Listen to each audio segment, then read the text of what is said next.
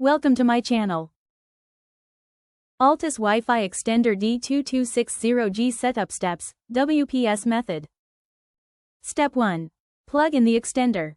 Plug the Altice D2260G Extender into a power outlet near your main router. Wait for the power and Wi-Fi LEDs to turn solid, may take a few minutes. Step 2. Press WPS on the router. On your main router, press the WPS button. You may need to hold it for 2 to 3 seconds, check router manual if unsure. Step 3. Press WPS on the extender.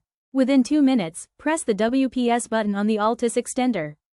The Wi-Fi or WPS LED will begin blinking, indicating it's connecting.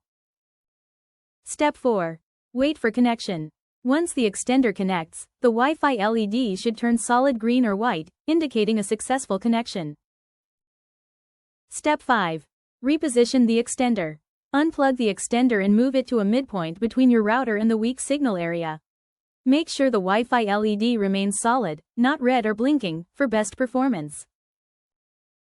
And that's it. Your Altice D2260G extender is now boosting your Wi-Fi. Like and subscribe for more fast tech guides. For instant help call 1-800-915-5645.